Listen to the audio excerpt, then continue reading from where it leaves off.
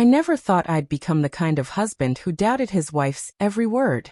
For years, Emily and I built what seemed like a perfect marriage. Romantic dates, weekend trips, long talks under the stars.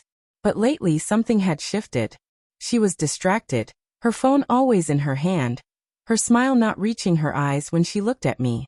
I noticed the late-night work calls, the sudden urge to go out with friends I had never met, and the way she started guarding her phone like it carried the secrets of the world.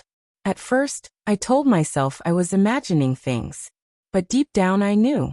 One Friday evening, she dressed up far more elegantly than she ever did for me. A sleek black dress, red lipstick, and that perfume she hadn't worn in years.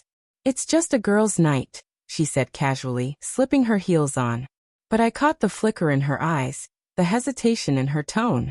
She wasn't going out with the girls. She was going out with him. My chest tightened, but I didn't confront her, not yet. Instead, I waited. When she picked up her purse and moved toward the door, I finally spoke. My voice was calm, too calm. "Emily," I said, and she froze mid-step. She turned, frowning. "What is it?" I looked straight into her eyes. "Does he know you're married? Or are you planning to keep that little detail from him tonight too?" Her face drained of color. For a moment, silence filled the room, heavy and suffocating. She clutched her purse tighter, her lips parting as though to speak, but no words came out. I stood, my heart pounding but my voice steady. "You think I don't see it? The late nights, the sudden trips, the way you hide your phone. You've been planning this for weeks, Emily. You were going to spend the night with him. But before you walk out that door, you're going to hear me." She finally found her voice trembling. "James, it's not what you think." I cut her off with a bitter laugh. Don't insult me with lies. I know everything. Where you were last weekend. Who you were with. I've even seen the messages." Her eyes widened, panic flashing across her face. She hadn't expected me to know. I stepped closer, lowering my voice to a cold whisper. "Do you know what I read, Emily? You telling him you can't wait to feel free in his arms. You calling him your escape. You planning tonight as if our vows meant nothing." Tears welled in her eyes, and she shook her head furiously. I was confused. I didn't mean it. "Didn't mean it?" I snapped. "You dressed for him. You were ready to leave our home, leave me, and spend the night betraying everything we built. And you're telling me you didn't mean it." She broke down, her purse slipping from her hands, lipstick smudging as she buried her face in them. "James, please. I was stupid. I thought maybe I needed something new, something exciting. But I wasn't going to go through with it." I stared at her, rage boiling inside me. "You were at the door, Emily. Don't tell me you weren't going to do it.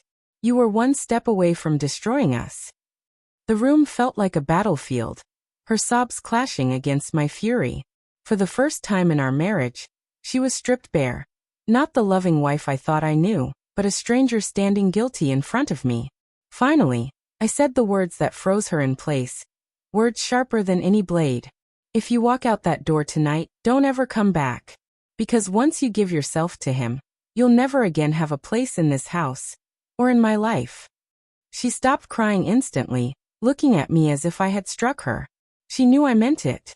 There would be no forgiveness, no second chances. Emily sank to her knees, clutching at my legs, begging. "Please, James, I was wrong. I was lost, but I don't want to lose you. I'll cut it off. I'll block him. I'll do anything, just don't leave me." But I stood there, silent, staring at the woman I once thought I'd grow old with. That night she didn't leave. The dress came off, the makeup washed away, and she sat trembling in silence, knowing the line she almost crossed. My words had stopped her cold, but the truth lingered, burning between us like fire. She had planned to betray me, and though she stayed, our marriage would never be the same. Because sometimes betrayal isn't only in the act, it's in the intent. And intent is something you can never unhear, never unsee, never forget.